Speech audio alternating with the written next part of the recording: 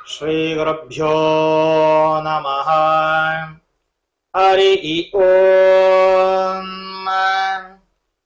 ಓಂ ಗಣನಾನ್ವಾ ಗಣಪತಿಗಂ ಹವಾಮಹೇ ಕವಿಂ ಕವೀನಾಪಮಶ್ರವತ್ತಮಂ ಜ್ಯೇಷ್ಠರಾಜಂ ಬ್ರಹ್ಮಣಾನ್ ಬ್ರಹ್ಮಣಸ್ಪದ ಆದಶ್ಚಣ್ವನ್ನೋದವೆತ್ಸೇದಸಾದನಂ. ಶ್ರೀಮನ್ಮಹಾಗಣಾಧಿಪತಯೇ ನಮಃ. ಶ್ರೀ ಗುರುಭ್ಯೋ ನಮಃ. ಹರಿ ಓಂ. ಈಗ ನಾವು ಇವತ್ತು ಭಾದ್ರಪದ ಮಾಸ ಶುಕ್ಲ ಪಕ್ಷ ನಂತರದಲ್ಲಿ ಬರ್ತಕ್ಕಂತಹ ಹುಣ್ಣಿಮೆಯಂದು ಸಂಭವಿಸ್ತಾ ಇರತಕ್ಕಂತಹ ಚಂದ್ರಗ್ರಹಣದ ವಿಚಾರವಾಗಿ ನಾವು ತಿಳ್ಕೊಳ್ತಾ ಇದ್ದೇವೆ. ಈ ಗ್ರಹಣ ಅಂದ್ರೆ ಏನು, ಅದರಲ್ಲೂ ಸೂರ್ಯಗ್ರಹಣ ಚಂದ್ರಗ್ರಹಣ ಅಂತಕ್ಕಂಥದ್ದು ಬರ್ತಕ್ಕಂಥದ್ದಾಗ್ತದೆ. ಈ ಚಂದ್ರಗ್ರಹಣ ಅಂತಕ್ಕಂಥದ್ದೇನು, ಅದರಲ್ಲೂ ಈ ಚಂದ್ರಗ್ರಹಣದಲ್ಲಿ ಇರ್ತಕ್ಕಂತಹ ಯಾವ ರೀತಿಯಾಗಿ ಈ ಚಂದ್ರಗ್ರಹಣದ ಪ್ರಭಾವವಾಗಿ ಜನಸಾಮಾನ್ಯರ ಮೇಲೆ ಇದರ ಪ್ರಭಾವಗಳು ಬೀರ್ತಕ್ಕಂಥದ್ದಾಗ್ತದೆ, ಹಾಗೂ ಜನಸಾಮಾನ್ಯರಿಂದ ಅವರ ಜೀವನದ ಮೇಲೆ ಯಾವ ರೀತಿಯಾಗಿರ್ತಕ್ಕಂತಹ ಪ್ರಭಾವಗಳನ್ನು ಬೀರುತ್ತೆ, ಹಾಗೂ ಈ ಗ್ರಹಣದ ಪ್ರಭಾವವಾಗಿ ಸಮಾಜದಲ್ಲಿ ರಾಜಕೀಯವಾಗಿ ಅಥವಾ ಸಾಮಾಜಿಕವಾಗಿ ದೇಶ ವಿದೇಶಗಳ ನಡುವೆಯಾಗಿ ಯಾವ ರೀತಿಯಾಗಿ ವಿಚಾರಗಳು ಶುಭವೋ ಅಶುಭವೋ, ಎಲ್ಲವೂ ಕೂಡ ನಾವು ಅನ್ಕೊಳ್ತೀವಿ ಶುಭವೇ ಆಗ್ತದೆ ಅಂತ, ಇಲ್ಲ, ಅಥವಾ ಅಶುಭವೇ ಆಗ್ತದೆ, ಖಂಡಿತ ಇಲ್ಲ. ಶುಭಾಶುಭಗಳ ಮಿಶ್ರಣವಾಗಿರ್ತಕ್ಕಂತಹದ್ದು. ಅದರಲ್ಲೂ ಈಗ ನಾವು ಗ್ರಹಣ ಅಂದ್ರೆ ಫಸ್ಟ್ ಏನು ಅಂತ ತಿಳ್ಕೊಳ್ಳೋಣ. ಈಗ ಚಂದ್ರಗ್ರಹಣ ಅಂತಕ್ಕಂಥದ್ದು, ಈ ಚಂದ್ರಗ್ರಹಣ ಏನು, ಈ ಭಾದ್ರಪದ ಮಾಸದಲ್ಲಿ ಸಂಭವಿಸ್ತಿರ್ತಕ್ಕಂತಹ ಈ ಚಂದ್ರಗ್ರಹಣ ಅಂತಕ್ಕಂಥದ್ದು ಈ ಭಾನುವಾರ ರಾತ್ರಿ 7ನೇ ತಾರೀಕು ಭಾನುವಾರ ರಾತ್ರಿ 9:56 ಸ್ಪರ್ಶಕಾಲ ಅಂತಕ್ಕಂಥದ್ದು. ಅಂದ್ರೆ ಈ ಗ್ರಹಣದ ಛಾಯೆಯ ಒಂದು ನೆರಳು ಭೂಮಿಯ ಮೇಲೆ, ಅದರಲ್ಲೂ ಭಾರತ ಹಾಗೂ ಏಷ್ಯಾದ ಕೆಲವೊಂದು ಪ್ರದೇಶಗಳ ಮೇಲೆ ಈ ನೆರಳು ಬೀಳ್ತಕ್ಕಂಥದ್ದಾಗ್ತದೆ. ತದನಂತರ ನಾವು 2ನೇ ಕಾಲವನ್ನ ಸಮ್ಮಿಲನ ಕಾಲ, ಅಂದ್ರೆ ಪರಿಪೂರ್ಣವಾಗಿ ಸಮ್ಮಿಲನ ಆಗ್ತಕ್ಕಂತಹದ್ದು 11 ಗಂಟೆಗೆ ಇದು ಸಮ್ಮಿಲನ ಆಗ್ತಕ್ಕಂಥದ್ದಾಗ್ತದೆ. ತದನಂತರ ಗ್ರಹಣ ಸ್ಪರ್ಶವಾಗಿ ಅಂತ್ಯದಿಂದ ಮಧ್ಯದಲ್ಲಿ ಮಿಲನ ಕಾಲ, ಆ ಮಧ್ಯಕಾಲ ಅಂತಕ್ಕಂಥದ್ದಾಗಿ ಕರಿತೀವಿ.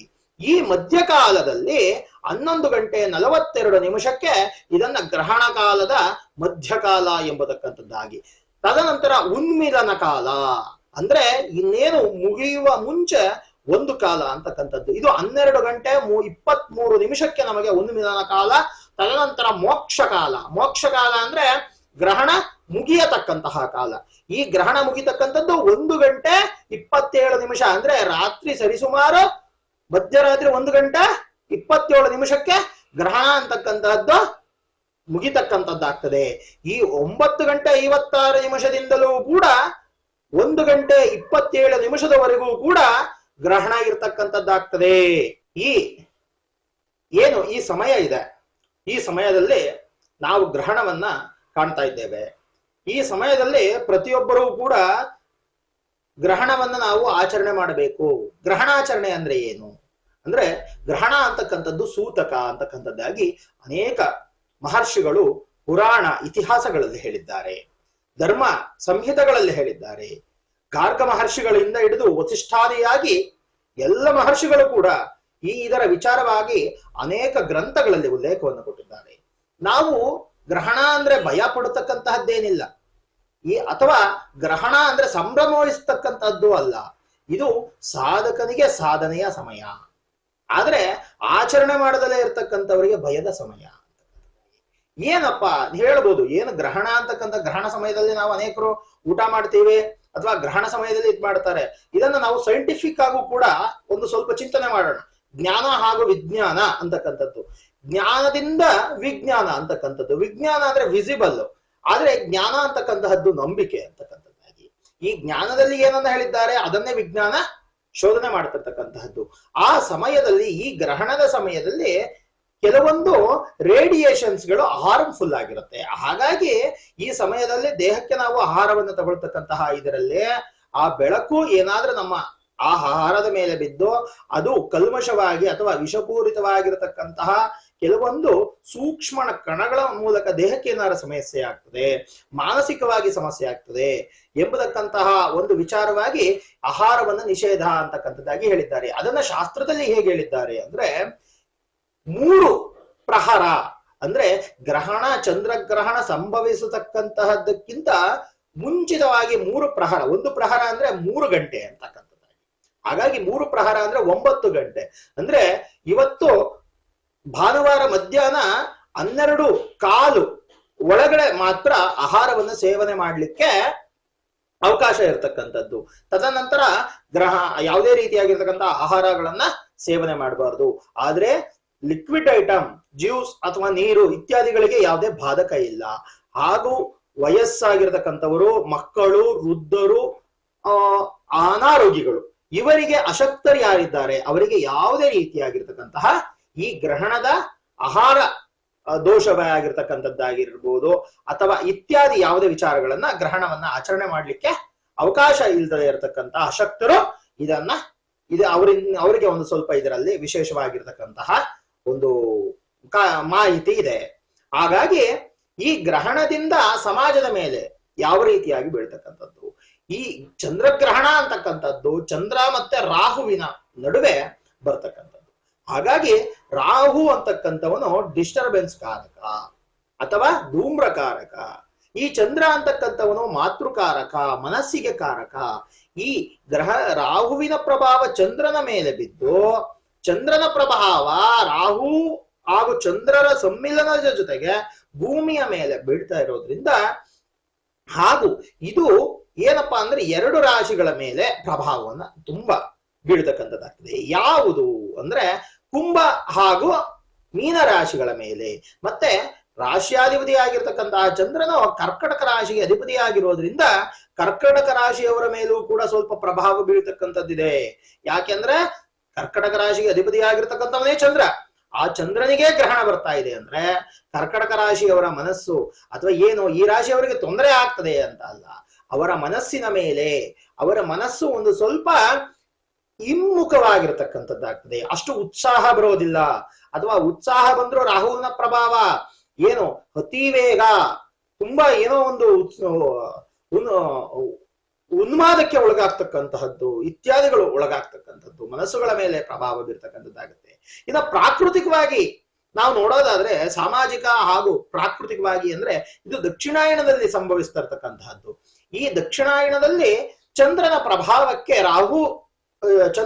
ರಾಹುವಿನ ಪ್ರಭಾವಕ್ಕೆ ಚಂದ್ರ ಒಳಗಾಗ್ತಾ ಇರೋದ್ರಿಂದ ಯಾವ ರೀತಿ ಇದನ್ನ ಮಧ್ಯಪ್ರದೇಶ, ಬಿಹಾರ ಈ ಮೊದಲಾಗಿರ್ತಕ್ಕಂತಹ ಪ್ರಾಂತ್ಯಗಳಲ್ಲಿ ನೀರಿನ ಅಥವಾ ಶೀತವಾದ ಸಂಬಂಧಿತವಾಗಿ ಜಲಪ್ರವಾಹಗಳು ಇಲ್ಲ ಜಲಕ್ಕೆ ಕ್ಷಾಮ ಬರ್ತಕ್ಕಂತಹದ್ದು, ಈ ರೀತಿಯಾಗಿರ್ತಕ್ಕಂತಹ ಪ್ರಭಾವಗಳು ಆ ಪ್ರದೇಶಕ್ಕೆ ಬೀಳ್ತಕ್ಕಂಥದ್ದಾಗ್ತದೆ. ಅಲ್ಲಿ ಕೆಲವೊಂದು ಸಮಸ್ಯೆಗಳು ಎದುರಾಗ್ತಕ್ಕಂಥದ್ದಾಗ್ತದೆ ಎಂಬುದಕ್ಕಂಥದ್ದಾಗಿ ಪ್ರಾಕೃತಿಕವಾಗಿ ನಾವು ವಿಶ್ಲೇಷಣೆಯನ್ನ ಮಾಡಬಹುದು. ಇನ್ನ ಸಾಮಾಜಿಕವಾಗಿ ರಾಜಕೀಯಾತ್ಮಕವಾಗಿ ಏನಾಗ್ತದೆ ಅಂದ್ರೆ ಈಗ ಸಂಭವಿರ್ತಕ್ಕಂತಹ ಗ್ರಹಣದ ಪ್ರಭಾವವಾಗಿ ರಾಜಕೀಯಾತ್ಮಕವಾಗಿ ಈಗ ನಾವು ದೇಶ ವಿದೇಶಗಳ ಭವಿಷ್ಯಗಳನ್ನು ನೋಡೋದಾದ್ರೆ ದೇಶ ವಿದೇಶಗಳ ನಡುವೆ ವೈಮನಸ್ಯಗಳು ಬಂದಿರತಕ್ಕಂಥದ್ದನ್ನ ಕಾಣ್ತಾ ಇದೆ. ಹಾಗಾಗಿ ಈ ಚಂದ್ರ ಗ್ರಹಣದ ಪ್ರಭಾವವಾಗಿ ಅದು ಸಂಭವಿಸಿರ್ತಕ್ಕಂತಹದ್ದು. ಹಾಗಾಗಿ ಈ ಕೆಲವೊಂದು ವಿಚಾರಗಳಲ್ಲಿ ಇನ್ನೂ ಕೋಲಾಹಲ ಉಂಟಾಗಿ ತದನಂತರ ಅದು ಶಮನವಾಗ್ತಕ್ಕಂಥದ್ದಾಗ್ತದೆ. ಈ ಗ್ರಹಣದ ನಂತರದಲ್ಲಿ ಒಂದು ಸ್ವಲ್ಪ ರಾಜಕೀಯಾತ್ಮಕವಾಗಿರ್ತಕ್ಕಂತಹ ಅಂದ್ರೆ ದೇಶಗಳು ಒಂದಾಗ್ತಕ್ಕಂಥದ್ದಾಗತ್ತೆ. ಬಲ ಪ್ರದರ್ಶನದ ನಂತರ ಶತ್ರುಗಳನ್ನ ಯಾರು ಭಾರತವನ್ನ ವಿರೋಧಿಸಿರ್ತಕ್ಕಂಥವ್ರು ಇದ್ದಾರೆ, ಅಥವಾ ಈಗ ನಾವು ಹೇಳಬೇಕು ಅಂದ್ರೆ ಅಮೆರಿಕ ಆಗಿರ್ಬೋದು, ಅಮೆರಿಕ ಭಾರತವನ್ನು ಮತ್ತೆ ಒಂದು ಭಾರತಕ್ಕೆ ಸಪೋರ್ಟ್ ಮಾಡತಕ್ಕಂತಹ ಪರಿಸ್ಥಿತಿಗಳು ಬರ್ತಕ್ಕಂಥದ್ದಾಗ್ತದೆ. ಅವರು ತಪ್ಪಿನನ್ನ ಅವರು ಅರ್ಥ ಮಾಡ್ಕೊಳ್ತಕ್ಕಂತಹ ಪರಿಸ್ಥಿತಿಗಳು ಕೂಡ ಎದುರಾಗ್ತದೆ. ಆದ್ರೆ ಅದ್ರ ಮಧ್ಯದಲ್ಲಿ ಒಂದು ಸ್ವಲ್ಪ ಅವರು ಭಾರತವನ್ನ ಮಾನಸಿಕವಾಗಿ ಎದುರಿಸ್ತಕ್ಕಂತಹ ಪ್ರಯತ್ನಗಳನ್ನ ಅಮೆರಿಕ ಮಾಡ್ತದೆ. ಆದ್ರೂ ಕೂಡ ಅದು ಭಾರತಕ್ಕೆ ಯಾವುದು ಕೂಡ ಎಫೆಕ್ಟ್ ಆಗೋದಿಲ್ಲ ಎಂಬತಕ್ಕಂಥದ್ದನ್ನ ಈ ಗ್ರಹಣದ ವಿಚಾರವಾಗಿ ನಾವು ಹೇಳಬಹುದು. ಇನ್ನ ಈ ಪ್ರಾಕೃತಿಕ ವಿಚಾರ ಅಂತಕ್ಕಂಥದ್ರಲ್ಲಿ ಶೀತವಾತ, ರೋಗ ರುಜಿನಾದಿಗಳು, ಕ್ರಿಮಿ ಬಾಧೆಗಳು ಹೆಚ್ಚಾಗ್ತಕ್ಕಂಥದ್ದಾಗ್ತದೆ. ಫಂಗಲ್ ಇನ್ಫೆಕ್ಷನ್ಸ್ ಅಥವಾ ಏನು ಸ್ಕಿನ್ ಅಲರ್ಜಿಗಳು ಇತ್ಯಾದಿಗಳು ಉಪಟಳ ಒಂದು ಸ್ವಲ್ಪ ಹೆಚ್ಚಾಗ್ತಕ್ಕಂತಹ ಸಂಭವ ಇರ್ತಕ್ಕಂಥದ್ದಿದೆ. ಹಾಗಾಗಿ ಈ ಗ್ರಹಣ ಕಾಲದಲ್ಲಿ ಯಾರು ದೇವತಾ ಉಪಾಸನೆ ಅಂದ್ರೆ ಜಪ ತಪಾದಿಗಳನ್ನ ಮಾಡೋದ್ರಿಂದ, ಅಥವಾ ಜಪ ನಮಗೆ ಯಾವುದು ಜಪ ಗೊತ್ತಿಲ್ಲ, ಯಾವುದು ನಮಗೆ ಗೊತ್ತಿಲ್ಲ, ಹಾಗಾಗಿ ಏನು ಗೊತ್ತಿಲ್ಲ ಅಂದ್ರೆ ಓಂ ನಮಃ ಶಿವಾಯ. ಯಾಕೆ ಅಂದ್ರೆ ಮಹಾದೇವನೇ ಎಲ್ಲ ದೇವಾದಿ ದೇವನಾಗಿರ್ತಕ್ಕಂಥದ್ದು. ಆ ಚಂದ್ರನನ್ನು ಕೂಡ ತನ್ನ ಶಿರದಲ್ಲಿ ಇಟ್ಕೊಂಡಿರ್ತಕ್ಕಂತಹ ಶಿವನನ್ನ ಓಂ ನಮಃ ಶಿವಾಯ ಎಂಬತಕ್ಕಂತಹ ಮಂತ್ರದಿಂದ ಪ್ರತಿಯೊಬ್ಬರೂ ಕೂಡ ನಾವು ಸ್ಮರಣೆಯನ್ನ ಮಾಡುತ್ತಾ ಭಗವಂತನ ಉಪಾಸನೆಯನ್ನ ಈ ಸಮಯದಲ್ಲಿ ಏನಿದೆ ಗುರುಗಳೇ, ರಾತ್ರಿ ಕಾಲದಲ್ಲಿ ಹೇಗಿದ್ರು ಬರ್ತಾ ಇದೆ, 9:56 1 ಗಂಟೆ 27 ನಿಮಿಷ ಅಂತ ಹೇಳ್ತಾ ಇದ್ದೀರಾ.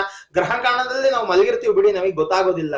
ಇಲ್ಲ, ಯಾಕೆ ಅಂದ್ರೆ ಭಗವಂತನಿಗೂ ಕೂಡ ಸಂಕಷ್ಟ ಅಂತಕ್ಕಂತಹ ಕಾಲದಲ್ಲಿ ನಾವು ನಿದ್ರೆಯನ್ನ ಮಾಡಿದ್ರೆ ಭಗವಂತ ನಮಗೆ ಕಷ್ಟ ಬಂದಾಗ ಆತ ನನಗೆ ಗೊತ್ತಿಲ್ಲ ಅಂತಕ್ಕಂಥದ್ದಾಗ್ತದೆ. ಯಾಕೆ ಅಂದ್ರೆ ಭಗವಂತ ನಾವು ಮಾಡ್ತಕ್ಕಂತಹ ಕರ್ಮಣ್ಯೇವಾಧಿಕಾರಸ್ಯ ಮಾಫಲೇಶು ಕದಾಚನ, ನಾವು ಕರ್ಮವನ್ನು ಮಾಡೋದಕ್ಕಾಗಿ ಫಲಗಳನ್ನ ಕೊಡ್ತಕ್ಕಂತಹದ್ದು.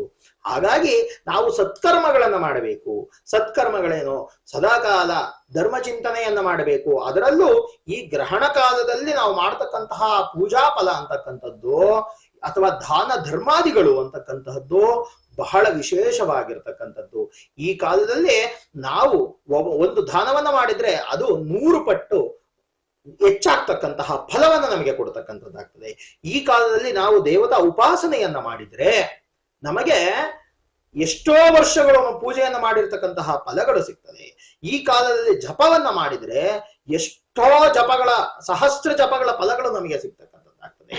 ಹಾಗಾಗಿ ನಾವು ಜಪ ತಪ ಪೂಜಾ ಇತ್ಯಾದಿಗಳನ್ನ ಮಾಡಬೇಕು ಅಂತಕ್ಕಂಥದ್ದಾಗಿ ಈ ಸಮಯದಲ್ಲಿ ಯಾವ ರೀತಿ ಮಾಡಬೇಕು, ಜನಸಾಮಾನ್ಯರೆಲ್ಲರಿಗೂ ಕೂಡ ಇರ್ತಕ್ಕಂತಹ, ಅಥವಾ ಇದರಲ್ಲಿ ಯಾರೋ ನೀವು ಪೂಜೆ ಪುರೋಹಿತರುಗಳು ನೀವು ಮಾಡ್ತೀರಾ, ನೀವು ಮಾಡಿ ನಮಗದು ಸಂಬಂಧ ಇಲ್ಲ. ಸೂರ್ಯ ಚಂದ್ರರ ಬೆಳಕನ್ನು ನಾವೆಲ್ಲರೂ ತಗೊಳ್ತೀವಲ್ವಾ, ಸೂರ್ಯ ಚಂದ್ರರ ಪ್ರಭಾವಕ್ಕೆ ನಾವೆಲ್ಲ ಒಳಗಾಗಿದ್ದೇವಲ್ವಾ. ಹಾಗಾಗಿ ಈ ಸೂರ್ಯ ಚಂದ್ರರಿಗೆ ಆಗ್ತಕ್ಕಂತಹ ಈ ಗ್ರಹಣವನ್ನು ನಾವೆಲ್ಲರೂ ಕೂಡ ಆಚರಣೆ ಮಾಡಬೇಕು. ಯಾವ ರೀತಿ ಮಾಡಬೇಕು ಅಂತ ನೋಡೋಣ. ನಾವೇನು ಹೆಚ್ಚಿಗೆ ಭಯ ಪಡ್ತಕ್ಕಂಥದ್ದಿಲ್ಲ. ಯಾಕೆ ಅಂದ್ರೆ ಎಷ್ಟೋ ಜನ ಸಾಧಕರು ಗ್ರಹಣಗಳ ಸಮಯವನ್ನ ಸಾಧನಾ ಸಮಯ ಅಂತ ಕಾಯ್ತಾ ಇರ್ತಾರೆ ಅವರು. ಯಾಕಪ್ಪ ಅಂದ್ರೆ ಅನುಷ್ಠಾನಗಳಿಗೆ ಹೇಳಿ ಮಾಡಿಸಿರ್ತಕ್ಕಂತಹ ಸಮಯ ಇದು. ಯಾವ ಮಂತ್ರ ದೀಕ್ಷೆಯನ್ನ ಪಡೆದಿರ್ತಕ್ಕಂತಹ ವ್ಯಕ್ತಿ ಇರ್ತಾರೆ ನೋಡಿ, ಈ ಕಾಲದಲ್ಲಿ ಮಂತ್ರ ದೀಕ್ಷೆಯನ್ನ ಪಡಿಬಾರದು ಅಂತ ಶಾಸ್ತ್ರಗಳಲ್ಲಿ ಹೇಳ್ತದೆ. ಯಾಕೆಂದ್ರೆ ಆ ಮಂತ್ರ ದೀಕ್ಷೆಯನ್ನ ಪಡೆದ್ರೆ ಈ ಸಮಯದಲ್ಲಿ ಅದು ದೋಷವಾಗ್ತದೆ. ಆದ್ರೆ ಆ ತೆಗೆದುಕೊಂಡಿರ್ತಕ್ಕಂತಹ ನಾವು ಮಂತ್ರ ದೀಕ್ಷೆಯನ್ನ ಈ ಕಾಲದಲ್ಲಿ ಜಪ ತಪ ಅನುಷ್ಠಾನಗಳನ್ನ ಮಾಡಿದ್ರೆ ಅದು ಫಲವನ್ನ ಕೊಡ್ತಕ್ಕಂಥದ್ದಾಗ್ತದೆ ಅಂತಕ್ಕಂಥದ್ದಾಗಿ ಹೇಳ್ತಾರೆ. ಫಲವನ್ನು ಕೊಡ್ಲಿಕ್ಕೆ ನಾವು ದೇವತೆಯನ್ನ ಯಾವ್ದಾದ್ರು ಒಲಿಸ್ಕೋಬೇಕು, ನಾವು ಅನುಷ್ಠಾನವನ್ನ ಸಿದ್ಧಿ ಮಾಡ್ಕೋಬೇಕು ಅಂದ್ರೆ ಈ ಗ್ರಹಣ ಸಮಯವೇ ಅತಿ ಸೂಕ್ತವಾಗಿರತಕ್ಕಂತಹ ಸಮಯ. ಹಾಗಾಗಿ ಇದು ಶುಭ ಅಂತಕ್ಕಂತಹದ್ದು. ಈ ಗ್ರಹಣ ಸಮಯದಲ್ಲಿ ಏನಪ್ಪಾ ಮಾಡಬೇಕು, ನಾವು ಪ್ರತಿಯೊಬ್ಬರ ಮನೆಯಲ್ಲೂ ಕೂಡ ಒಂದು ಸ್ವಲ್ಪ ದೇವರ ಬಿಂಬ ಇತ್ಯಾದಿಗಳನ್ನ ನಾವು ಇಟ್ಕೊಂಡಿರ್ತೀವಿ. ಈ ಬಿಂಬವನ್ನ ನಾವೇನು ಮಾಡಬೇಕು, ದೇವರ ವಿಗ್ರಹಗಳೇನಾದ್ರೂ ಮನೆಯಲ್ಲಿ ಇದ್ದರೆ ಅವನ್ನ ನಾವು ನೀರಿನಲ್ಲಿ ಮುಳುಗಿಸಿಡಬೇಕು. ಒಂದು ಪಾತ್ರೆಯಲ್ಲಿ ನೀರನ್ನ ಹಾಕಿ ಆ ನೀರಿನಲ್ಲಿ ಎಲ್ಲ ವಿಗ್ರಹಗಳನ್ನ ಮುಳುಗಿಸಿ ಅದರಲ್ಲಿ ಒಂದು ಸ್ವಲ್ಪ ದರ್ಬೆಯನ್ನ ಹಾಕಿಟ್ಟರೆ ಸಾಕು. ದೇವರ ಆಚರಣೆಗಳು ಇಷ್ಟಕ್ಕೆ ಸಾಕಾಗ್ತದೆ. ತದನಂತರ ಆಹಾರಗಳು ಏನು, ಅನ್ನ ಬೇಯಿಸಿದ ವಸ್ತುಗಳು ಏನಿರ್ತದೆ, ಈ ಬೇಯಿಸಿದ ವಸ್ತುಗಳನ್ನ ನಾವು ನಿಷೇಧ ಅಂತಕ್ಕಂಥದ್ದಾಗಿ, ಅಂದ್ರೆ ಈ ಮುಸುರೆ ಪದಾರ್ಥಗಳೇನಿದೆ ಇವನ್ನ ಯಾವುದನ್ನು ಕೂಡ ಫ್ರಿಡ್ಜ್ ನಲ್ಲಿ ನಾವು ಈಗ ಇಟ್ಕೊಳ್ತೀವಿ. ಹಾಗಾಗಿ ಈ ಫ್ರಿಡ್ಜ್ ನಲ್ಲಿ ಇಡ್ತಕ್ಕಂತಹ ಯಾವುದೇ ವಸ್ತುಗಳನ್ನ ಇಟ್ಕೋಬೇಡಿ. ಆದ್ರೆ ಏನು ತುಪ್ಪ ಅಥವಾ ತೈಲ ಇತ್ಯಾದಿಗಳಿಗೆ ದೋಷ ಇಲ್ಲ. ಹಾಗಾಗಿ ಆ ವಸ್ತುಗಳಿಗೆ ದರ್ಬೆಯನ್ನ ಸ್ಪರ್ಶ ಮಾಡಿ, ಅಥವಾ ಕಾಳು ಕಡ್ಡಿ ಇತ್ಯಾದಿಗಳೇನಿರ್ತದೆ ಅವುಗಳಿಗೆ ಒಂದು ಸ್ವಲ್ಪ ದರ್ಬೆಯನ್ನ ಆಗ್ತಕ್ಕಂಥದ್ದು. ಯಾಕೆ ಅಂದ್ರೆ ದರ್ಬೆಗೆ ಅಮೃತ ಸ್ಪರ್ಶವಾಗಿರ್ತಕ್ಕಂತಹದ್ದು. ಹಾಗಾಗಿ ದರ್ಬೆಯನ್ನ ಎಲ್ಲಿ ಹಾಕಿರ್ತಾರೆ ಆ ಜಾಗಕ್ಕೆ ಯಾವುದೇ ದೋಷಗಳು ಸಂಭವಿಸುವುದಿಲ್ಲ ಅಂತಕ್ಕಂಥದ್ದಾಗಿ ಶಾಸ್ತ್ರಗಳಲ್ಲಿ ನಿರ್ಣಯವನ್ನ ಮಾಡಿದ್ದಾರೆ. ಹಾಗಾಗಿ ಎಲ್ಲ ಸಾಮಗ್ರಿಗಳೇನಿರ್ತದೆ, ದಿನ ಬಳಕೆ ವಸ್ತುಗಳೇ ಏನಿರ್ತಕ್ಕಂಥದ್ದು, ಆಹಾರ ಪದಾರ್ಥಗಳೇನಿದೆ ಅದಕ್ಕೆ ಸ್ವಲ್ಪ ದರ್ಬೆಯನ್ನ ಹಾಕಿ.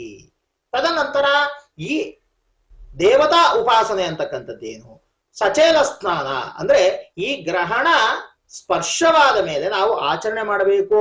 ಈ ಗ್ರಹಣ ದೋಷವನ್ನು ಪರಿಹಾರವನ್ನು ಮಾಡ್ಕೋಬೇಕು ಅಂದ್ರೆ, ಅಥವಾ ಗ್ರಹಣ ಕಾಲದಲ್ಲಿ ನಾವು ಏನಾದ್ರೂ ಸಿದ್ಧಿಯನ್ನು ಮಾಡ್ಕೋಬೇಕು ಅಂದ್ರೆ ಏನು ಮಾಡಬೇಕು ಅಂದ್ರೆ, ಗ್ರಹಣ ಕಾಲದಲ್ಲಿ ಗ್ರಹಣ 9:56 ಸ್ಪರ್ಶವಾದ ಮೇಲೆ ಗ್ರಹಣ ಸ್ನಾನವನ್ನ ಮಾಡಬೇಕು. ಅಂದ್ರೆ ಚಂದ್ರಗ್ರಹಣ ಆಗಿರತಕ್ಕಂಥದ್ರಿಂದ ನದಿ ಇತ್ಯಾದಿಗಳಲ್ಲಿ ಹೋಗ್ತಕ್ಕಂಥದ್ದು ಈಗಿನ ಕಾಲಕ್ಕೆ ಅಷ್ಟು ಸಮಂಜಸ ಅಲ್ಲ.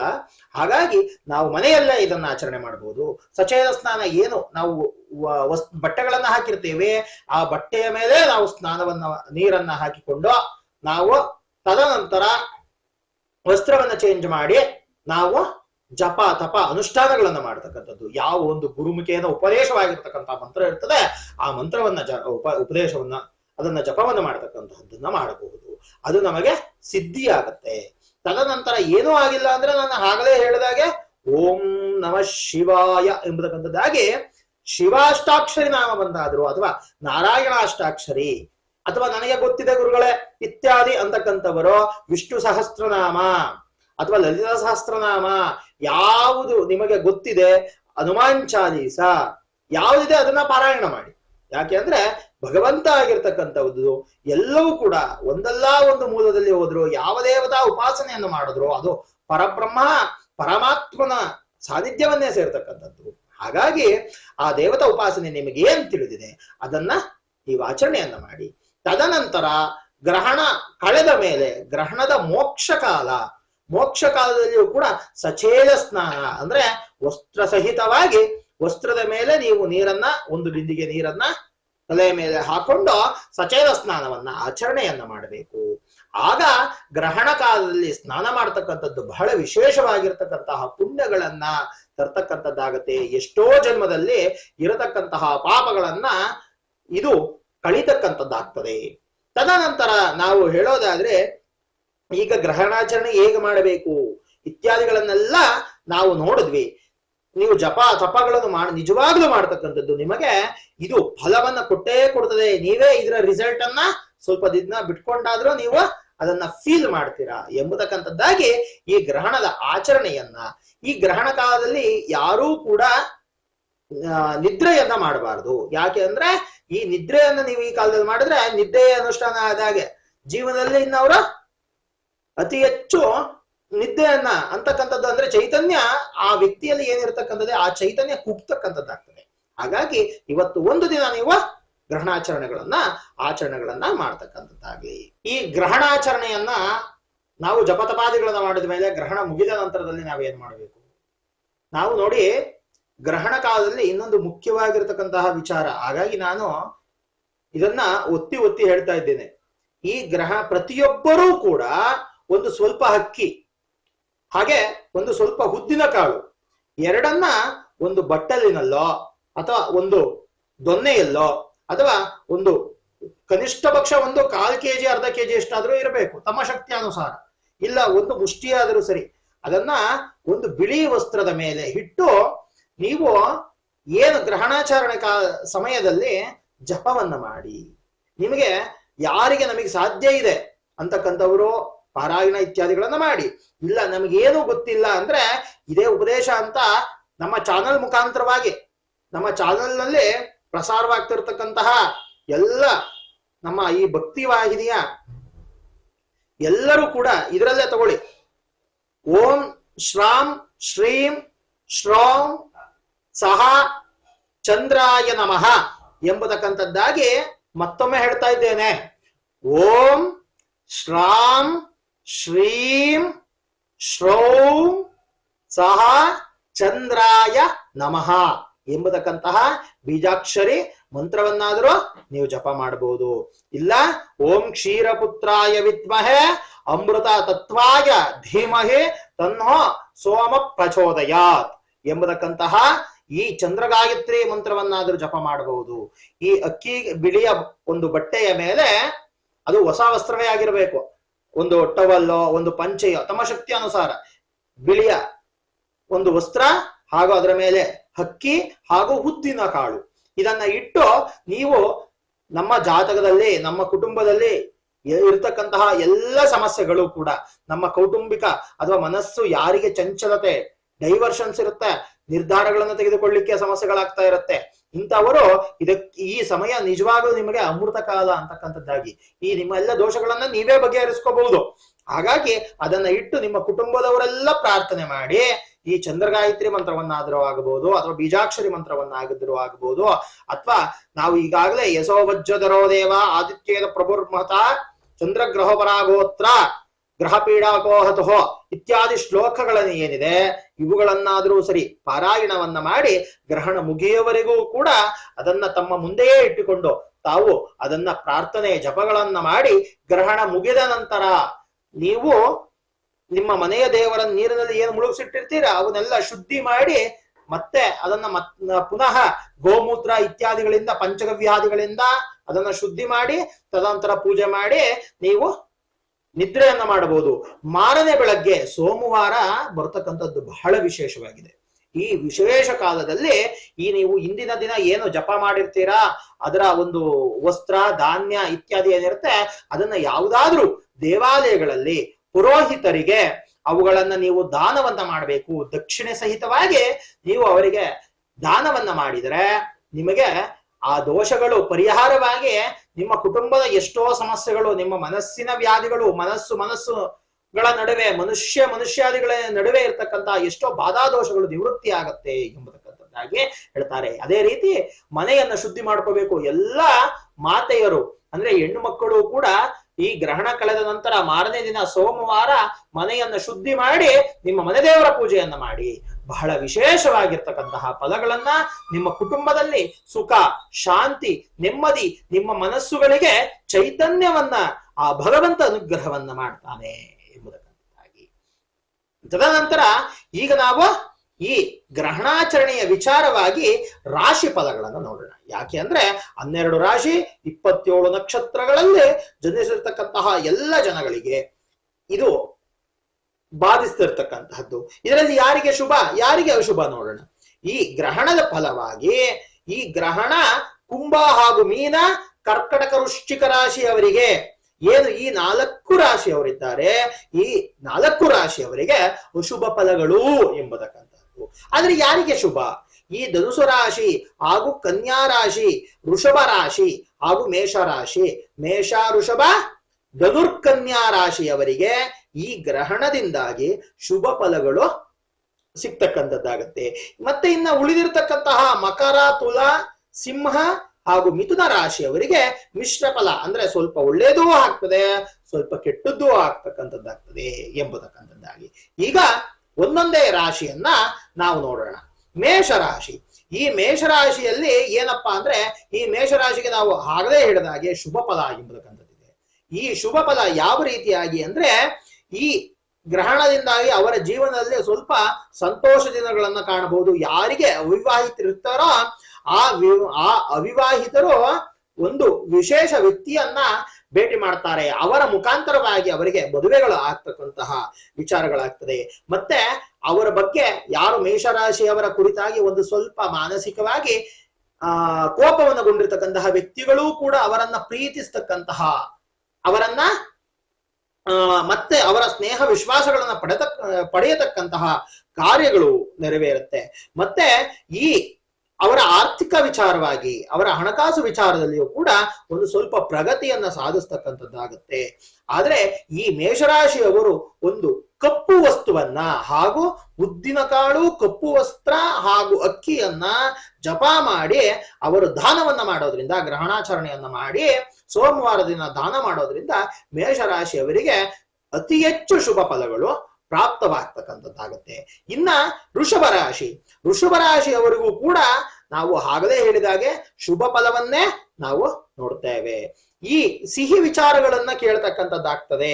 ಮತ್ತೆ ಅವರ ಸಂಬಂಧದಲ್ಲಿ ಗಂಡ ಹೆಂಡತಿಯ ಸಂಬಂಧದಲ್ಲಿ ಪ್ರೀತಿ ವಿಶ್ವಾಸಗಳು ಅತಿ ಹೆಚ್ಚು ವೃದ್ಧಿ ಆಗ್ತಕ್ಕಂಥದ್ದಾಗ್ತದೆ. ಸಹೋದ್ಯೋಗಿಗಳು ಅಂದ್ರೆ ಉದ್ಯೋಗ ಕ್ಷೇತ್ರದಲ್ಲಿ ಅವರಿಗೆ ಪ್ರಗತಿಯನ್ನ ಕಾಣ್ತಕ್ಕಂಥದ್ದು, ಬಡ್ತಿಯನ್ನ ಕಾಣ್ತಕ್ಕಂಥದ್ದು ಇತ್ಯಾದಿಗಳು. ಮತ್ತೆ ಅವರಿಗೆ ಎಷ್ಟೋ ದಿನದಿಂದ ಯಾರು ಅವರ ಸಾಧನೆಯನ್ನ ಗುರುತಿಸಿರುವುದಿಲ್ಲ ಅಥವಾ ನೀನು ಮಾಡ್ತಾ ಇರೋದು ಒಳ್ಳೆ ಕೆಲಸ ಅಂತ ಗುರುತಿಸಿರುವುದಿಲ್ಲ.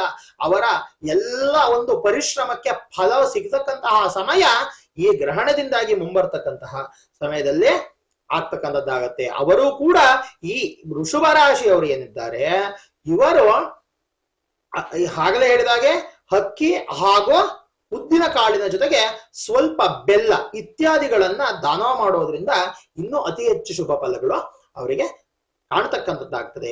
ಇನ್ನ ಮಿಥುನ ರಾಶಿಯವರು, ಈ ಮಿಥುನ ರಾಶಿಯವರಿಗೆ ಏನಪ್ಪಾ ಅಂದ್ರೆ ಗುರುವು ಕೂಡ ಇವರಿಗೆ ಅನುಗ್ರಹನಾಗಿರ್ತಕ್ಕಂತಹದ್ದು. ಆದ್ರೆ ಈ ಗುರು ಜನ್ಮದಲ್ಲಿದ್ದಾನೆ. ಈ ಮಿಥುನ ರಾಶಿಯವರಿಗೆ ಮಿಶ್ರ ಫಲ ಅಂತಕ್ಕಂತಹದ್ದು. ಈ ಮಿಶ್ರ ಫಲಗಳು ಏನ್ತಕ್ಕಂಥದ್ದು ಯಾವ ರೀತಿಯಾಗಿ ಕಾಣುತ್ತೆ ಅಂದ್ರೆ ನೋಡಿ, ಕೆಲವು ವ್ಯಕ್ತಿಗಳು ನಿಮ್ಮನ್ನ ವಿಶ್ವಾಸಕ್ಕೆ ತಗೊಳ್ತಕ್ಕಂತಹದ್ದು, ನಿಮಗೆ ಪರಿಚಯವಾಗ್ತಕ್ಕಂಥದ್ದಾಗ್ತದೆ. ಅವರ ಜೊತೆ ನೀವು ವ್ಯಾಪಾರ ವ್ಯವಹಾರಾದಿಗಳನ್ನ ಮಾಡಬೇಕಾದ್ರೆ ಅತಿ ಹೆಚ್ಚು ಸೂಕ್ಷ್ಮವಾಗಿರ್ತಕ್ಕಂತಹ ವಿಚಾರ, ಬಹಳ ಎಚ್ಚರ ಅಂತಕ್ಕಂಥದ್ದು. ಮತ್ತೆ ಹಣಕಾಸಿನ ವಿಚಾರದಲ್ಲಿ ನೀವು ಜಾಗೃತರಾಗಿರ್ತಕ್ಕಂಥದ್ದು ಉತ್ತಮ. ಯಾಕೆ ಅಂದ್ರೆ ಹಣವನ್ನ ಕಳೆದುಕೊಂಡು ಪಡೆಯತಕ್ಕಂತಹ ಅಥವಾ ಹಣಕಾಸಿನಲ್ಲಿ ಏರುಪೇರು ಆಗ್ತಕ್ಕಂತಹ ಸಂಭವಗಳು ನಿಮ್ಮ ಜಾತಕದಲ್ಲಿ ಇದೆ. ತದನಂತರ ಅಥವಾ ಯಾವುದೋ ವಿಚಾರದಲ್ಲಿ ನಿಮ್ಮ ಆರೋಗ್ಯ ಮನಸ್ಸಿನಿಂದಾಗಿ ಕೆಡ್ತಕ್ಕಂಥದ್ದು. ಯಾಕೆಂದ್ರೆ ಚಂದ್ರ ಪ್ರಭಾವದಿಂದಾಗಿ ಮನಸ್ಸಿಗೆ ತಗೊಂಡು ನೀವು ಚಿಂತೆಯನ್ನ ಮಾಡಿ ಆರೋಗ್ಯವನ್ನ ಕೆಡಿಸಿಕೊಳ್ತಕ್ಕಂಥದ್ದು ಇತ್ಯಾದಿ ಸಮಯ ಇದೆ. ಹಾಗಾಗಿ ನೀವು ಮಿಶ್ರ ಫಲವನ್ನ ಹೊಂದಿದ್ದೀರಾ. ಆದ್ರೆ ನಿಮಗೆ ಮಕ್ಕಳಿಂದ ಸಿಹಿ ಸುದ್ದಿ ಬರ್ತಕ್ಕಂಥದ್ದು, ಮಕ್ಕಳಿಂದ ಸಂತೋಷ ಬರ್ತಕ್ಕಂತಹದ್ದು. ಏನಪ್ಪ ವ್ಯವಹಾರದಲ್ಲಿ ಏನೋ ಒಂದ್ ಸ್ವಲ್ಪ ವ್ಯತ್ಯಾಸ ಆದ್ರೆ ಕುಟುಂಬದಲ್ಲಿ ನೆಮ್ಮದಿ ಇದೆ, ಇಲ್ಲ ಕುಟುಂಬದಲ್ಲಿ ಏನೋ ವ್ಯತ್ಯಾಸ ಆದ್ರೆ ವ್ಯವಹಾರದಲ್ಲಾದ್ರೂ ನೆಮ್ಮದಿ ಇದೆ. ಈ ರೀತಿಯಾಗಿರ್ತಕ್ಕಂಥ ಮಿಶ್ರ ಫಲವನ್ನ ಮಿಥುನ ರಾಶಿಯವರ ನೀವು ಪಡ್ಕೊಳ್ತಕ್ಕಂತಹದ್ದು. ಆದ್ರೆ ಇನ್ನ ಮುಂದಿನ ರಾಶಿ ಆಗಿರ್ತಕ್ಕಂಥದ್ದು ಕಟಕ ರಾಶಿ. ಕಟಕ ರಾಶಿಯವರನ್ನು ನೋಡ್ಬೇಕಾದ್ರೆ ಆಸ್ತಿಗೆ ಸಂಬಂಧಪಟ್ಟಿರತಕ್ಕಂತಹ ವಿಚಾರವಾಗಿ ಎಚ್ಚರವಾಗಿರ್ತಕ್ಕಂತಹದ್ದು. ಮತ್ತೆ ನೀವು ಯಶಸ್ಸನ್ನ ಪಡೀಲಿಕ್ಕೆ ಬಹಳ ಶ್ರಮವನ್ನ, ಅಂದ್ರೆ ನೀವು ಬಹಳ ಕಷ್ಟವನ್ನ ಪಟ್ಟು ಯಶಸ್ಸನ್ನ ಪಡಿತಕ್ಕಂಥದ್ದಾಗ್ತಕ್ಕಂಥದ್ದಾಗ್ತದೆ. ನಿಮ್ಮ ಕುಟುಂಬದವರಲ್ಲಿ ವೈಮನಸ್ಯಗಳು ಬರ್ತಕ್ಕಂತಹದ್ದು ಇತ್ಯಾದಿಗಳು. ಮತ್ತೆ ನೀವು ಮಾಡದೇ ಇರತಕ್ಕಂತಹ ಆಪಾದನೆಗಳು ನಿಮ್ಮ ಮೇಲೆ ಬರ್ತಕ್ಕಂತಹದ್ದು. ದುಷ್ಟ ಜನರ ಪ್ರಭಾವಗಳು ನಿಮ್ಮನ್ನ ಕಾಡತಕ್ಕಂತಹದ್ದು. ನಾನು ಏನು ಮಾಡಿಲ್ಲ, ನಾನು ಎಲ್ಲರಿಗೂ ಒಳ್ಳೇದೇ ಮಾಡಿದ್ದೀನಿ, ಆದ್ರೂ ಕೂಡ ನನ್ಗೆ ಸಮಸ್ಯೆ ಆಗ್ತಾ ಇದೆ. ಯಾಕೆಂದ್ರೆ ಇದು ಗ್ರಹಣದ ಪ್ರಭಾವ. ಹಾಗಾಗಿ ನೀವು ಈ ಸಮಯದಲ್ಲಿ ದೇವಿ ಪಾರಾಯಣವನ್ನ ಮಾಡ್ತಕ್ಕಂತಹದ್ದು, ದೇವತಾ ಉಪಾಸನೆಯನ್ನ ಮಾಡ್ತಕ್ಕಂಥದ್ದು. ಏನೂ ನನಗೆ ಗೊತ್ತಿಲ್ಲ ಗುರುಗಳೇ ಅಂದ್ರೆ ನೀವು ಅಮ್ಮನವರ ದೇವಸ್ಥಾನಕ್ಕೆ ಹೋಗಿ ದೇವಿಗೆ ಶರಣಾಗಿ ಒಂದು ಕುಂಕುಮಾರ್ಚನೆಯನ್ನ ಮಾಡಿಸಿ ಆ ಕುಂಕುಮವನ್ನಾದ್ರೂ ಹಣೆಗಿಟ್ಕೊಳ್ತಕ್ಕಂತಹದ್ದು ನಿಮಗೆ ಬಹಳ ಉತ್ತಮವಾಗಿರ್ತಕ್ಕಂತಹದ್ದು. ಇನ್ನ ಸಿಂಹರಾಶಿ. ಸಿಂಹರಾಶಿಯವರಿಗೆ ಹೇಗೆ ಅಂದ್ರೆ ಇದು ಕೂಡ ಮಿಶ್ರ ಫಲ. ನೀವು ಬಹಳ ದಿನದಿಂದ ಶ್ರಮವನ್ನ ಪಡ್ತಾ ಇದ್ದೀರಾ ಯಾವ್ದಾದ್ರು ಒಂದು ಕೆಲಸಕ್ಕೆ ಅಂದ್ರೆ ಆ ಶ್ರಮದ ಫಲವಾಗಿ ನಿಮಗೆ ಕೆಲಸ ಏನೋ ಆಗ್ತದೆ. ಆದ್ರೆ ಒಂದು ದಿನ ಮಾಡೋ ಕೆಲಸ 2 ದಿನ ತಗೊಂಡು ನಿಮ್ಮ ಸಾಧನೆಗಳಾಗ್ತಕ್ಕಂತಹದ್ದು. ಮತ್ತೆ ನಿಮ್ಮ ಸುತ್ತಮುತ್ತಲಿನವರೇ ನಿಮ್ಮನ್ನ ಅರ್ಥ ಮಾಡ್ಕೊಳ್ಳೋದು ಬಹಳ ಕಷ್ಟ ಆಗ್ತದೆ. ಆದ್ರೆ ನೀವು ಕೆಲಸದಲ್ಲಿ ಸಕ್ಸಸ್ ಆಗ್ತೀರಾ. ಇಲ್ಲ ಕೆಲಸದಲ್ಲಿ ಒಂದ್ ಸ್ವಲ್ಪ ವ್ಯತ್ಯಾಸ ಆಗ್ತಾ ಇದೆ ಅಂದ್ರೆ ನಿಮ್ಮ ಸುತ್ತಮುತ್ತಲಿನವರು ಸಪೋರ್ಟ್ ಸಿಗ್ತದೆ ಅಂತಕ್ಕಂಥದ್ದು. ಅಂದ್ರೆ ಒಂದು ಒಳ್ಳೇದಾದ್ರೆ ಒಂದು ಕೆಟ್ಟದ್ದು ಎಂಬತಕ್ಕಂಥದ್ದಾಗಿ ಈ ರೀತಿಯಾಗಿ ವ್ಯವಹಾರದ ಪರಿಸ್ಥಿತಿಗಳು ಒಂದ್ ಸ್ವಲ್ಪ ಉತ್ತಮವಾಗ್ತಕ್ಕಂಥದ್ದಾಗತ್ತೆ. ಆದ್ರೆ ಆರೋಗ್ಯದ ಕಡೆ ನೀವು ಅತಿ ಹೆಚ್ಚು ಗಮನಗಳನ್ನ ವಹಿಸಬೇಕಾಗ್ತದೆ. ಸಿಂಹರಾಶಿಯವರು ನೀವು ಏನು ನಿಮ್ಮ ಪ್ರೀತಿ ಪಾತ್ರರಾಗಿರ್ತಕ್ಕಂಥವರು ಅಥವಾ ನಿಮ್ಮ ತಂದೆ ತಾಯಿಗಳಿಗೆ ಸೋಮವಾರದ ದಿನ ನೀವು ಸ್ವಲ್ಪ ಸಿಹಿಯನ್ನ ಕೊಡ್ತಕ್ಕಂಥದ್ದು ಅಥವಾ ಒಂದು ಹೊಸ ಬಟ್ಟೆಯನ್ನ ಕೊಡಿಸಿ ಅವರಿಗೆ ತಂದೆ ತಾಯಿಗಳ ಆಶೀರ್ವಾದವನ್ನ ತೆಗೆದುಕೊಳ್ತಕ್ಕಂತಹದ್ದು ನಿಮಗೆ ಶುಭ ಫಲವನ್ನ ನೀವು ನಿರೀಕ್ಷಣೆ ಮಾಡಬಹುದು. ಇನ್ನ ಮುಂದಿನ ರಾಶಿಯನ್ನ ನಾವು ನೋಡೋದಾದ್ರೆ ಕನ್ಯಾ ರಾಶಿ. ಈ ಕನ್ಯಾ ರಾಶಿಯಲ್ಲಿ ಏನಪ್ಪಾ ಅಂದ್ರೆ ಇವ್ರಿಗೂ ಕೂಡ ಕನ್ಯಾ ರಾಶಿಯವರಿಗೆ ಸ್ವಲ್ಪ ಏನು ಅಂದ್ರೆ ವ್ಯವಹಾರಗಳಲ್ಲಿ ಅತಿ ಹೆಚ್ಚು ಉತ್ಸಾಹ ಬರ್ತಕ್ಕಂಥದ್ದಾಗ್ತದೆ. ವಿದೇಶಿ ಪ್ರಯಾಣಗಳು ಮತ್ತೆ ನಿಮಗೆ ನಿಮ್ಮ ಕುಟುಂಬದವರ ಪೋಷಕರ ಒಂದು ಬೆಂಬಲ ಸಿಗ್ತಕ್ಕಂತಹದ್ದು. ಮತ್ತೆ ನೀವು ಎಷ್ಟೋ ದಿನದಿಂದ ಪ್ರಯತ್ನ ಕಾರ್ಯಗಳು ಈಗ ಅದು ಯಶಸ್ವಿ ಆಗ್ತಕ್ಕಂತಹದ್ದು ಇತ್ಯಾದಿ ಫಲಗಳನ್ನ ನೀವು ಪಡೆಯಬಹುದು. ಆದ್ರೆ ನೀವು ಬುಧನ ರಾಶಿಯವರಾಗಿರತಕ್ಕಂಥವರು ನೀವು ವಿಷ್ಣುವಿನ ದೇವಾಲಯ ಅಥವಾ ವಿಷ್ಣುವಿನ ನಾಮದೊಂದಿಗೆ ಈ ಗ್ರಹಣ ಸಮಯದಲ್ಲಿ ನೀವು ವಿಷ್ಣು ದೇವರನ್ನ ಆರಾಧನೆ ಮಾಡತಕ್ಕಂಥದ್ದು. ಓಂ ನಮೋ ನಾರಾಯಣಾಯ ಎಂಬತಕ್ಕಂತಹ ನಾರಾಯಣಾಷ್ಟಾಕ್ಷರಿ ಮಂತ್ರವನ್ನ ಸ್ಮರಣೆ ಮಾಡತಕ್ಕಂತಹದ್ದು ಬಹಳ ಉತ್ತಮ. ಸೋಮವಾರದ ದಿನ ನೀವು ಗ್ರಹಣ ನಂತರದಲ್ಲಿ ತುಳಸಿಯನ್ನ ದೇವಾಲಯಗಳಿಗೆ ಕೊಡ್ತಕ್ಕಂತಹದ್ದು, ವಿಷ್ಣುವಿನ ದೇವಾಲಯಕ್ಕೆ ಕೊಡ್ತಕ್ಕಂತಹದ್ದು, ಶಿವನ ದೇವಾಲಯಕ್ಕೆ ಸಮರ್ಪಣೆ ಮಾಡತಕ್ಕಂತಹದ್ದು ನಿಮಗೆ ಬಹಳ ಶುಭ ಫಲವನ್ನ ತರ್ತಕ್ಕಂಥದ್ದಾಗ್ತದೆ. ಇನ್ನ ತುಲಾರಾಶಿಯವರಿಗೆ ಮಿಶ್ರ ಫಲ ಅಂದ್ರೆ ಮಧ್ಯಮ ಫಲ ಅಂತಕ್ಕಂತಹದ್ದು. ಇವರಿಗೆ ಏನಪ್ಪಾ ಆಗತ್ತೆ ಅಂದ್ರೆ, ನೀವು ಉದ್ಯೋಗದಲ್ಲಿ ಹಿರಿಯರ ನಿರೀಕ್ಷೆಗಳಿಗೆ ತಕ್ಕಂತೆ ಬದುಕಬಹುದು. ನಿಮ್ಮ ಕುಟುಂಬದವರು ಆಸೆ ಪಟ್ಟಿರ್ತಾರೆ, ಏನೋ ನನ್ನ ಮಗ ಹೀಗಾಗಬೇಕು, ನನ್ನ ಮಗನಿಗೆ ಭಗವಂತ ಈ ರೀತಿಯಾಗಿರ್ತಕ್ಕಂತಹ ಒಂದು ಜೀವನ ಸಿಕ್ಕಿದ್ರೆ ಸಾಕು ಅಂತಕ್ಕಂಥವ್ರಿಗೆಲ್ಲ ನಿಮಗೆ ಒಳ್ಳೆಯ ಸಮಯ ಅಂತಕ್ಕಂತಹದ್ದು. ಆದ್ರೆ ನೀವು ಆ ಕಾರ್ಯಗಳಿಗಾಗಿ ಅತಿ ಹೆಚ್ಚು ಪ್ರಯಾಣವನ್ನ ಮಾಡ್ತಕ್ಕಂತಹದ್ದು, ಅಥವಾ ಅನಗತ್ಯವಾಗಿ ಖರ್ಚು ವೆಚ್ಚಗಳು ಜಾಸ್ತಿ ಆಗ್ತಕ್ಕಂತಹದ್ದು, ಅತಿ ದೂರ ಪ್ರಯಾಣವನ್ನ ಮಾಡತಕ್ಕಂತಹದ್ದು, ಮತ್ತೆ ನಿಮ್ಮ ಕುಟುಂಬದವರ ಮೇಲೆ ನಿಮಗೆ ಒಂದು ಸ್ವಲ್ಪ ಅನಾರೋಗ್ಯದ ಪ್ರಭಾವಗಳು ಬೀರ್ತಕ್ಕಂಥದ್ದು ಆಗ್ತದೆ. ಹಣಕಾಸಿನಲ್ಲಿ ಬಹಳ ಎಚ್ಚರವಾಗಿರ್ತಕ್ಕಂಥದ್ದು ಉತ್ತಮ. ಮತ್ತೆ ಇನ್ನೊಂದು ಸೂಕ್ಷ್ಮವಾಗಿ ತುಲಾರಾಶಿಯವರಿಗೆ ಹೇಳ್ತಕ್ಕಂಥದ್ದು, ಯಾವುದೇ ನಿರ್ಧಾರಗಳನ್ನು ತೆಗೆದುಕೊಳ್ಳಬೇಕಾದ್ರೆ ನೀವು ಎಚ್ಚರಿಕೆಯನ್ನು ವಹಿಸಬೇಕು. ಮತ್ತೆ ಈ ಗುರು ಹಿರಿಯರು, ನಿಮ್ಮ ಯಾರಾದ್ರ ವೆಲ್ ವಿಷರ್ಸ್ ಇರ್ತಾರೆ, ನಿಮ್ಮ ತಂದೆ ತಾಯಿಗಳು, ಗುರು ಹಿರಿಯರು ಯಾರಿರ್ತಾರೆ, ಅವರ ಸಲಹೆಗಳನ್ನ ತೆಗೆದುಕೊಳ್ಳತಕ್ಕಂಥದ್ದು ಉತ್ತಮ. ಇಲ್ಲಪ್ಪ ನಾನು ಹೀಗೆ ಮಾಡಿಬಿಡ್ತೀನಿ ಅಂತ ಹೋದಾಗ ನೀವು ಎಡವತಕ್ಕಂತಹ ಸಮಯಗಳು ಅತಿ ಹೆಚ್ಚಿರುತ್ತೆ. ಹಾಗಾಗಿ ಜಾಗೃತರಾಗಿರಿ. ನೀವು ತುಲಾರಾಶಿಯವರು ಕೂಡ ದೇವಿಯ ಅನುಗ್ರಹಕ್ಕೆ ಪಾತ್ರರಾಗೋದು, ಅಂದ್ರೆ ದೇವಿ ದೇವಸ್ಥಾನಕ್ಕೆ ಹೋಗ್ತಕ್ಕಂಥದ್ದು, ಶಿವಶಕ್ತಿ ಆಲಯಗಳು ಅಂದ್ರೆ ಎಲ್ಲಿ ದೇವಿ ಹಾಗೂ ದೇವ ಅಂದ್ರೆ ಶಿವ ಹಾಗೂ ಪಾರ್ವತಿ ಇರ್ತಕ್ಕಂತಹ ಸಾನ್ನಿಧ್ಯಗಳಲ್ಲಿ ನೀವು ಸೋಮವಾರ ದರ್ಶನವನ್ನ ಮಾಡತಕ್ಕಂಥದ್ದು ಬಹಳ ವಿಶೇಷವಾಗಿರ್ತಕ್ಕಂಥ ಫಲ. ಇನ್ನ ವೃಶ್ಚಿಕ ರಾಶಿಯನ್ನು ನೋಡೋಣ. ವೃಶ್ಚಿಕ ರಾಶಿಯವರಿಗೆ ಏನಪ್ಪಾ ಆಗತ್ತೆ ಅಂದ್ರೆ, ಆತ್ಮವಿಶ್ವಾಸ ಅಂದ್ರೆ ಇವರಿಗೆ ಹೇಳಿದ್ವಿ, ಗ್ರಹಣದ ಫಲವಾಗಿ ಏನಾಗತ್ತೆ ಅಂದ್ರೆ ಮಾನಸಿಕವಾಗಿ ಉದ್ವೇಗ ಜಾಸ್ತಿ ಆಗ್ತಾ ಇರುತ್ತೆ, ಏನೋ ಸಡನ್ಲಿ ಗಾಬರಿ ಆಗ್ತಕ್ಕಂತಹದ್ದು. ಮತ್ತೆ ನಿಮ್ಮ ಸುತ್ತಮುತ್ತಲಿನ ವಾತಾವರಣ ನಿಮ್ಮ ಮೇಲೆ ಒಂದು ಸ್ವಲ್ಪ ಪ್ರೆಷರ್ ಅನ್ನ ತರ್ತಕ್ಕಂತಹದ್ದು, ಒತ್ತಡಗಳನ್ನ ತರ್ತಾರೆ. ಮತ್ತೆ ನೀವು ಮಾನಸಿಕವಾಗಿ ಒಂದು ಸ್ವಲ್ಪ ಕಸಿವಿಸಿಗೊಳ್ತಕ್ಕಂತಹದ್ದಾಗ್ತದೆ. ನಿಮ್ಮ ಆರೋಗ್ಯದ ಕಡೆ ಗಮನವನ್ನ ನೋಡ್ಕೊಳ್ತಕ್ಕಂತಹದ್ದು. ಮತ್ತೆ ಅಸಿಡಿಟಿ, ಹೊಟ್ಟೆ ಉದರ ಸಂಬಂಧಿತವಾಗಿರ್ತಕ್ಕಂತಹ ಬಾಧೆಗಳು, ಕಫ ಇತ್ಯಾದಿ ಪಿತ್ತ ದೋಷಗಳು ನಿಮ್ಮನ್ನ ಬಾಧಿಸ್ತಕ್ಕಂಥದ್ದಾಗ್ತದೆ. ಹಾಗಾಗಿ ವೃಶ್ಚಿಕ ರಾಶಿಯವರಿಗೂ ಕೂಡ ಗ್ರಹಣದ ಫಲವಾಗಿ ಅಶುಭ ಫಲವಿದೆ. ಹಾಗಾಗಿ ನೀವು ಎಚ್ಚರವಾಗಿರ್ತಕ್ಕಂಥದ್ದು. ಪ್ರೀತಿ ಸಾಮರಸ್ಯ, ಯಾರು ನಿಮಗೆ ಪ್ರೀತಿ ಪಾತ್ರರಿದ್ದಾರೆ ಅವರ ಜೊತೆ ಮಾತಾಡಬೇಕಾದ್ರೆ ಎಚ್ಚರ ವಹಿಸಿ ಮಾತಾಡಿ.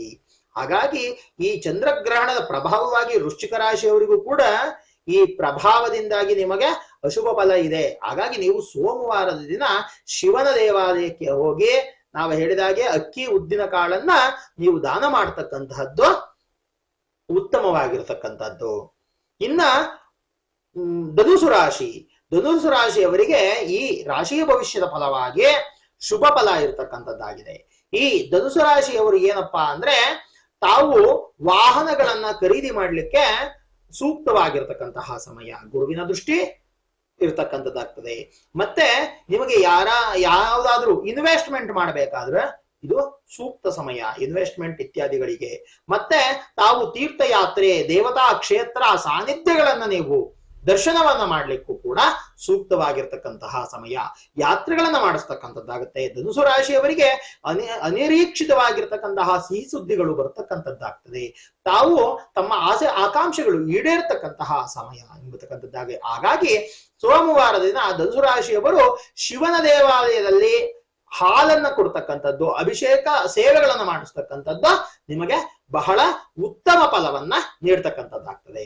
ಇನ್ನ ಮಕರ ರಾಶಿಯಲ್ಲಿ ನಾವು ನೋಡೋದಾದ್ರೆ ಮಿಶ್ರ ಫಲ ಎಂಬತಕ್ಕಂಥದ್ದು. ಏನಪ್ಪಾ ಅಂದ್ರೆ, ಕೆಲಸದ ಮೇಲೆ ನೀವು ಬಹಳ ಕೇಂದ್ರೀಕರಣವನ್ನ ಮಾಡಿ, ಅಂದ್ರೆ ನೀವು ಕೆಲಸದ ಮೇಲೆ ಅತಿ ಹೆಚ್ಚು ಗಮನವನ್ನ ಕೊಡ್ಲಿಕ್ಕೆ ಹೋಗ್ತೀರಾ. ನಿಮ್ಮ ಕುಟುಂಬದಲ್ಲಿ ಏರುಪೇರು ಆಗ್ತಕ್ಕಂಥದ್ದು, ತೊಂದರೆಗಳಾಗ್ತಕ್ಕಂಥದ್ದು, ಅನಾರೋಗ್ಯದ ಸಮಸ್ಯೆ ಕಾಣತಕ್ಕಂಥದ್ದು, ನಿಮ್ಮ ಮನಸ್ಸಿನ ಮೇಲೆ ಅಸಮಾಧಾನ, ನೀವು ಎಷ್ಟೇ ಹಣ ಉಳಿಸ್ಬೇಕು ಅಂದ್ರೂ ಕೂಡ ಹಣ ಉಳಿಸ್ಲಿಕ್ಕೆ ಬಹಳ ಎಣಗಾಡ್ತಕ್ಕಂಥದ್ದಾಗ್ತದೆ. ಯಾರೋ ನಮಗೆ ಹಣವನ್ನ ಕೊಡ್ತೀನಿ ಅಂತಕ್ಕಂತಹ ಸಮಯದಲ್ಲಿ ಅವರು ಕೊಡದಲ್ಲೇ ಇರ್ತಕ್ಕಂಥದ್ದು ಇತ್ಯಾದಿ ಸಮಸ್ಯೆಗಳನ್ನ ನೀವು ಎದುರಿಸಬೇಕಾಗತ್ತೆ. ಈ ಎಲ್ಲ ವಿಚಾರಗಳಿಂದಾಗಿ ನೀವು ಜಾಗೃತರಾಗಿರ್ತಕ್ಕಂಥದ್ದು ಉತ್ತಮ. ಮತ್ತು ಭೂಮಿ, ಮನೆ, ವಾಹನಗಳನ್ನ ಖರೀದಿಸ್ತೀರಾ, ಆದ್ರೆ ಭೌತಿಕವಾಗಿ ಸಂತೋಷ ಮತ್ತು ಸಂತೋಷ, ಸಂಪತ್ತು ನಿಮಗೆ ಅಭಿವೃದ್ಧಿ ಆಗ್ತದೆ. ಆದ್ರೆ ಆ ಸಂಪತ್ತು ಅಭಿವೃದ್ಧಿಗಳನ್ನು ನೀವು ಪಡೆದುಕೊಳ್ಳಿಕ್ಕೆ ನೀವು ಬಹಳ ಎಣಗಾಡ್ತಕ್ಕಂತಹ ಪರಿಸ್ಥಿತಿಗಳು ನಿಮಗೆ ನಿರ್ಮಾಣವಾಗ್ತಕ್ಕಂಥದ್ದಾಗ್ತದೆ. ಹಾಗಾಗಿ ನೀವು ಮಕರ ರಾಶಿಯವರು ನೀವು ಕೂಡ ಶಿವನ ದೇವಾಲಯಕ್ಕೆ ಮೊರೆ ಹೋಗ್ತಕ್ಕಂತಹದ್ದು, ಮತ್ತೆ ರುದ್ರದೇವರ ಸ್ವರೂಪವಾಗಿರತಕ್ಕಂತಹ ಆಂಜನೇಯ ಸ್ವಾಮಿಯ ಒಂದು ಹನುಮಾನ್ ಚಾಲೀಸ ಇತ್ಯಾದಿಗಳನ್ನು ನೀವು ಪಾರಾಯಣ ಮಾಡತಕ್ಕಂತಹದ್ದು ಗ್ರಹಣ ಕಾಲದಲ್ಲಿ ನಿಮಗೆ ಬಹಳ ಉತ್ತಮವಾಗಿರ್ತಕ್ಕಂತಹ ಫಲಗಳನ್ನ ಹಾಗೂ ಶುಭ ಫಲಗಳನ್ನ ನೀಡತಕ್ಕಂಥದ್ದಾಗ್ತದೆ. ಇನ್ನ ಕುಂಭರಾಶಿಯನ್ನು ನೋಡೋಣ. ಕುಂಭರಾಶಿಯನ್ನು ನೋಡೋದಾದ್ರೆ ಕುಂಭರಾಶಿಯವರಿಗೆ ನಿಮಗೆ ಏನಪ್ಪಾ ಆಗತ್ತೆ ಅಂದ್ರೆ, ಯಾಕೋ ಒಂದು ರೀತಿಯಾಗಿ ನಾನು ಏಕಾಂತದಲ್ಲಿ ಇರಬೇಕು ಅಂದ್ರೆ ಒಬ್ಬನೇ ಇರಬೇಕು, ನನಗೆ ಸೈಲೆಂಟ್ ಆಗಿರಬೇಕು, ಮಾನಸಿಕವಾಗಿ ಏನೋ ಘಾಸಿ ಆಗಿದ ಹಾಗೆ, ಮುಖದಲ್ಲಿ ನಗುವು ಕಳೆಗುಂದಿದ ಹಾಗೆ, ಏನೋ ಆರ್ಟಿಫಿಷಿಯಲ್ ಸ್ಮೈಲ್ ಅಂತಕ್ಕಂಥದ್ದು ನಿಮ್ಮಲ್ಲಿ ಕಾಣಿಸುತ್ತೆ.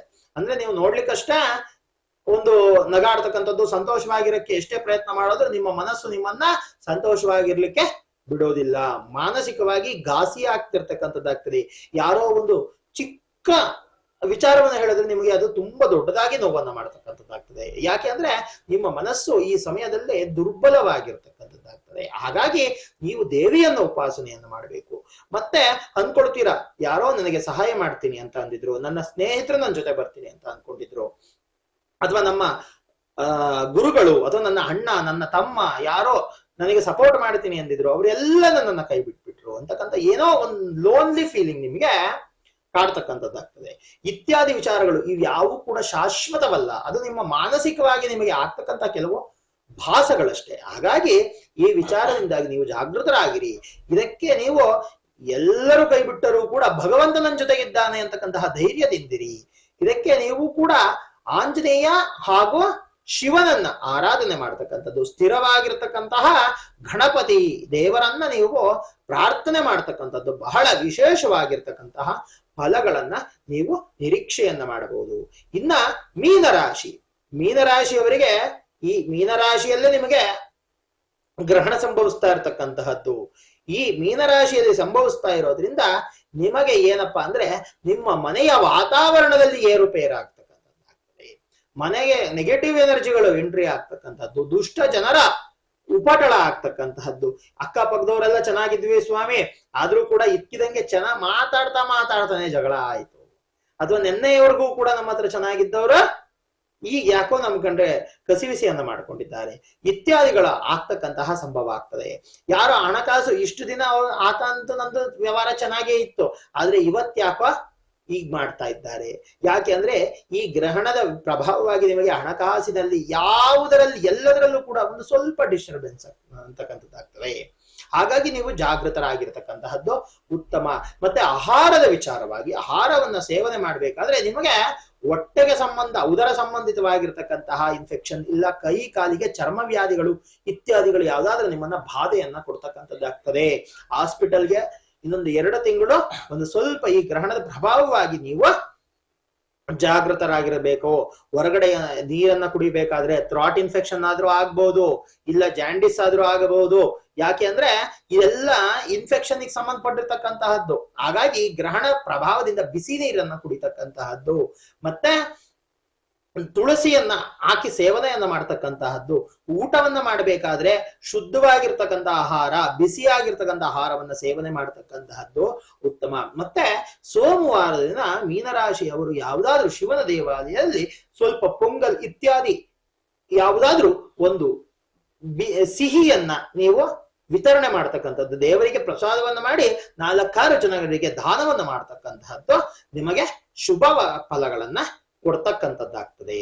ಎಲ್ಲಾ ವೀಕ್ಷಕರಿಗೂ ಕೂಡ ಈ ಗ್ರಹಣ ಅಂದ್ರೆ ಈ ಮೂಲಕ ದ್ವಾದಶ ರಾಶಿ ಗೋಚಾರ ಫಲಗಳನ್ನ ನಾವು ತಿಳ್ಕೊಂಡಿದ್ದೇವೆ. ಗ್ರಹಣ ಹೇಗಾಗ್ತದೆ, ಗ್ರಹಣದಿಂದ ಪ್ರಕೃತಿಯ ಮೇಲೆ ಏನಾಗ್ತದೆ, ಹಾಗೂ ನಮ್ಮ ವೈಯಕ್ತಿಕ ಜೀವನಗಳ ಮೇಲೆ ಏನಾಗ್ತದೆ, ಎಲ್ಲ ವಿಚಾರವನ್ನ ನಾವು ನೋಡಿದ್ದೇವೆ, ತಿಳ್ಕೊಂಡಿದ್ದೇವೆ. ಈ ಮುಖಾಂತರ, ಈ ಮಾಧ್ಯಮದ ಮುಖಾಂತರ ನಾನು ಮತ್ತೆ ವೀಕ್ಷಕರಲ್ಲಿ ಹೇಳೋದೇನು ಅಂದ್ರೆ, ನಾವು ಗ್ರಹಣ ಅಂದ್ರೆ ಭಯ ಪಡ್ಕೊಳ್ಳೋದು ಬೇಡ, ಗ್ರಹಣ ಅಂದ್ರೆ ಒಂದು ಉದಾಸೀನ ಮಾಡೋದು ಬೇಡ. ಗ್ರಹಣ ಕಾಲದಲ್ಲಿ ನಾವು ದೇವತಾ ಉಪಾಸನೆಯನ್ನ ಮಾಡೋಣ.